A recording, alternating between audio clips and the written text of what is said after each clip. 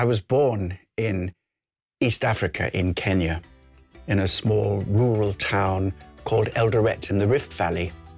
1953 was the year. And around that time, there was the Mau Mau uprising, the movement towards Uhuru independence. And it's quite difficult for some of the farmers in that area. And we moved quickly into Tanzania, which was called Tanganyika at that time. We were always on the move as a family.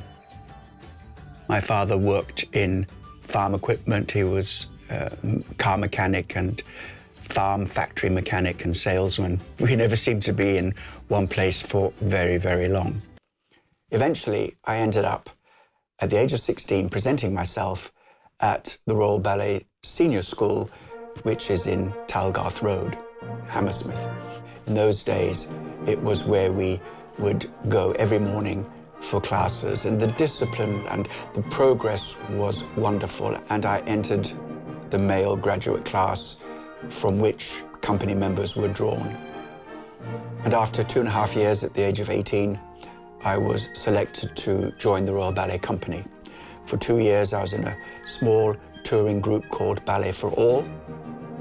And we toured the provinces, sometimes doing as many as 7 weeks in a row of one-night appearances in different places. It was rigorous, taxing, and we were given opportunity to dance principal roles at a very young age. Ballet was almost a drug to me. It was almost an idol. It was like the meaning of my life.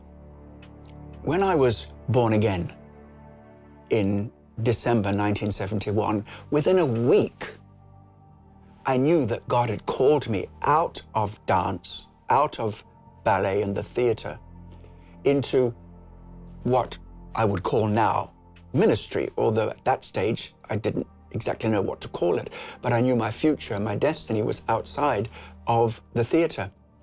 And my uncle gave me a stern talking to. You haven't finished your training, you haven't finished your course, you can't just get up and walk out. You have to complete your studies, and you have to at least fulfill the purpose of your training. I thought he was so wrong. Do you remember me arriving in the church in those days? I'll never forget you arriving. It was not just arriving, it was an invasion, you know. With all this zest and enthusiasm and love for the Lord and a very keen desire to do God's will, Colin made a very big impact on the congregation. And it wasn't long before he was involved. We had with us a man called John Harris, and he had 2 rehabilitation centers for addicts and alcoholics. And Colin got involved with that. And he used to go onto the Clapham Common with the boys to play football. And John said it was a sight to behold. This ballet dancer trying to play soccer was...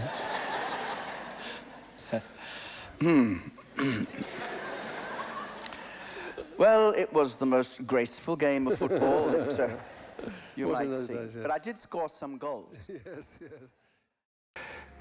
The vision changed, and I saw a map of South America. You know, Africa and South America are a little bit similar in shape. And I saw, no, this is now South America. And the same impression that God was going to send me repeatedly to South America.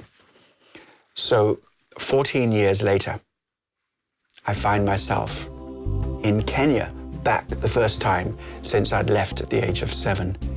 And interestingly enough, I ministered in Nakuru, the birthplace of my father.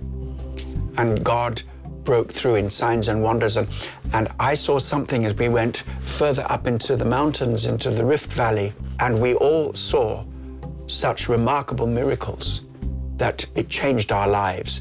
And out of those experiences were several principles about how it all operated in the spirit unity. Those early missions gave birth to 4 principles on which the Bible Institute was founded. Number 1, passion for evangelism. 2, priority for discipleship. 3, ministry in the Holy Spirit, signs and wonders. 4, world mission. And I guess those 4 values are really my values and have been throughout my ministry. After Win Lewis became the General Superintendent of the Elim Pentecostal churches, and I was left with the aftermath of the hurricane, I realized that there must be continuity to flow from one ministry to the other. After all, I was Joshua to his Moses, I was Timothy to his Paul. And after the churches that we'd planted, I believed we needed to develop a network, a structure for this church. And so, if somebody was to ask me what was the impact of such big meetings and such powerful meetings upon the nation, I'd find it very hard to know how to answer. Certainly, by the evidence of testimony, many, many remarkable healings. I would say even creative type miracles were evident. Many, many people were saved and stood with the faith from then on. But we were part of what God was doing in the whole nation. It was by no means unique. We were by no means the only ones. But I think that what happens at a time like that, God takes you, if you're a willing vessel and it's the right time, His timing for you, to use you in ways which might be extraordinary. And God has used us in similar ways in different parts. It would be easy if God gave you one particular burden, such as teaching or pastoring.